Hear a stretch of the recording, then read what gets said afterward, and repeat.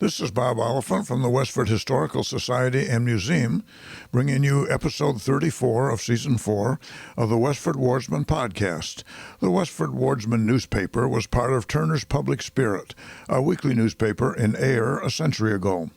In this episode, we'll be reading the Wardsman for the week ending Saturday, August 26, 1911. And I'll elaborate on what was happening in Westford that week. The week starts with the Westford Center section. Walter Cutter has recently entertained as visitors at his home his mother, Mrs. Ella Cutter, and his brother, Norman Cutter, of Thompson, Connecticut. Mrs. Homer Seavey, with her youngest son, Gordon, has returned from enjoying well-earned vacation days with friends at Clifton on the North Shore.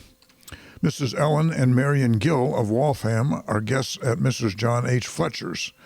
John's wife was Mary Etta Gill, so these were her relatives, but I'm not sure how they were related. Mr. and Mrs. John P. Wright have been spending this week taking a trip to Nova Scotia, and for the rest of their vacation will go to South Royalston, Vermont, where their daughters, Frances and Alice, have been staying for some time with their grandparents. Warren E. Karkin has just completed a very neat garage for Dr. Wells and is now busy building a 6-room cottage on the Carlisle Road for the Whitney brothers, Hamilton and Nathaniel. Reverend and Mrs. David Wallace, who have been spending some time at the summer conferences at Northfield, went last week for over Sunday by special invitation to Marlborough, New Hampshire, to visit former parishioners. Miss Ruth Fisher has been spending the week at Plymouth. Dr. and Mrs. Orion Wells and little daughter have returned from a very pleasant vacation spent at Bakersfield, Vermont. That was Dr. Wells' hometown. Walter J. Merritt has changed his EMF car for a more recent model of the same make. EMF automobiles were only manufactured from 1909 to 1912. Miss Mary Moran is having her house painted and repaired, and rooms in the East End are being thoroughly renovated and made into a cozy home for Miss Moran's mother. George E. Gould is doing the work. Miss Eva Fletcher entertained a very pleasant porch party consisting of a congenial group of friends at her home on Wednesday afternoon. Needlework, sociability, and dainty refreshments made the afternoon pass very pleasantly. Miss James Sutherland and friend, Miss Bailey of Malden, have been spending their vacation with the former's parents, Mr. and Mrs. William Sutherland. The dance arranged for at the town hall last week Friday evening was postponed on account of the rainstorm.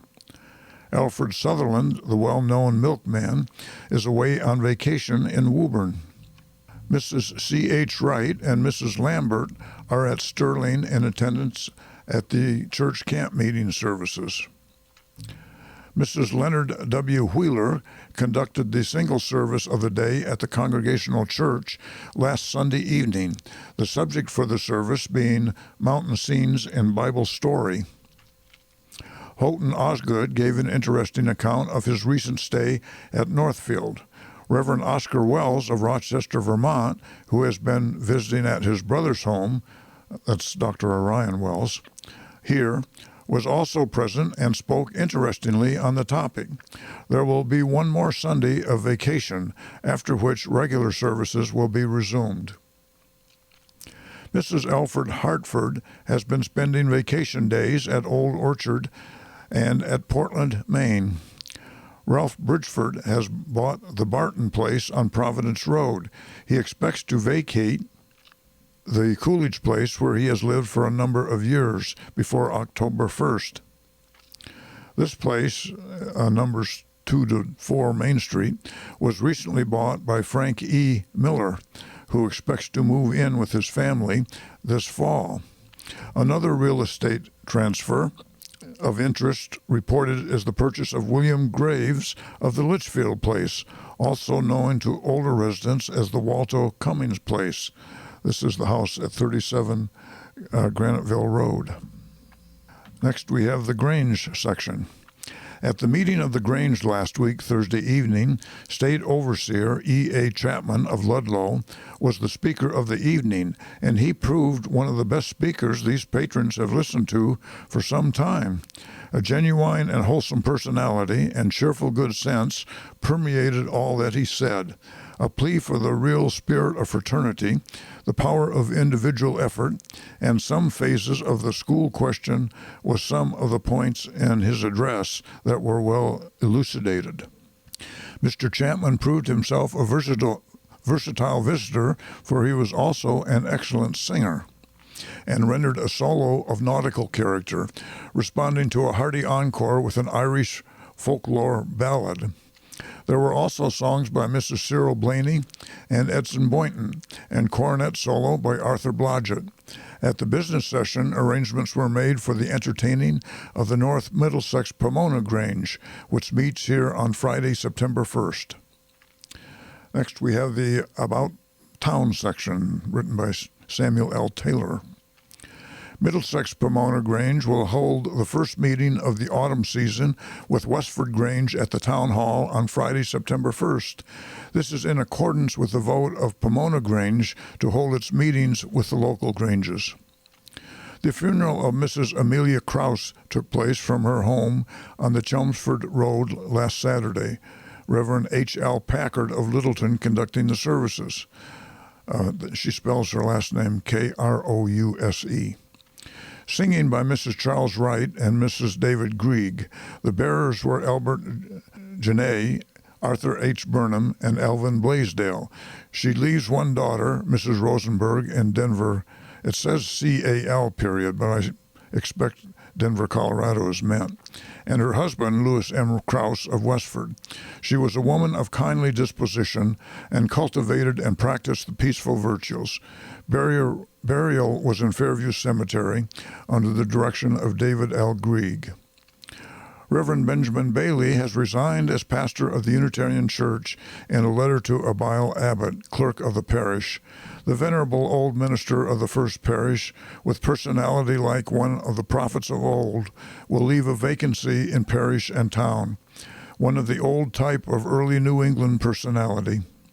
Miss Clara Littlefield and daughters of Fitchburg, and Mrs. Wallace, another daughter of Waltham, and Mrs. Herbert Coffin and daughter of Maine, have been visiting Reverend Seth Walker of Chelmsford, returning home Friday.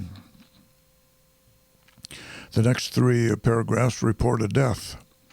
Mrs. Elizabeth M. Connor, who died in Lowell last week Thursday, was a native of Westford, the daughter of Thomas and Bridget O'Brien Horan, their home being on the farm now owned by Oliver Desjardins on the Stony Brook Road.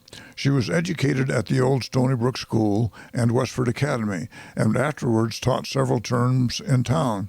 She is survived by her husband, Michael J., one brother, John Horan, of Charlestown, three sisters, Mrs. Jasper Desjardins, Mrs. Oliver Desjardins, and Mrs. Catherine Everts, the two latter of Westford. Four sons, Matthias, Thomas, and Councilman Frank Connor of Lowell, and Reverend William Connor of St. Paul's Church, Dorchester. Three daughters, Mrs. James McNabb, Mrs. Charles Slatterly, and Miss Sadie Connor. The funeral took place last Saturday from the Immaculate Conception Church. The services were attended by a large gathering of relatives and friends. A solemn funeral mass was celebrated by Reverend William A. Connor, a son of the deceased. Burial was in St. Patrick's Cemetery in Lowell. Mrs. Connor will long be remembered by her old schoolmates in the Stony Brook School as one of the bright progressive scholars of genial ways, which made her a favorite on the playground of the old Stony Brook School. Next, we have the Graniteville section. The first annual field day of the Graniteville Baseball Club will be held on Labor Day. Graniteville versus Pawtucket Blues at 1 p.m., all kinds of sports. Mrs. Arthur Charlton and daughter Agnes have returned to their home here after spending a few days at Revere Beach. Miss Mary T. Loftus and her sister Mabel from Lowell, but formerly of this village, visited a friend here this week.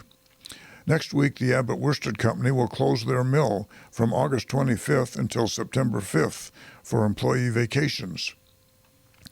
Miss Teresa Lowther of Ford's Village spent Sunday as the guest of Mr. and Mrs. William Healy of Graniteville. On Saturday, August 26th, Stony Brookside will hold their first picnic at Lake Namnasset. There will be a ball game between Graniteville and West Chelmsford.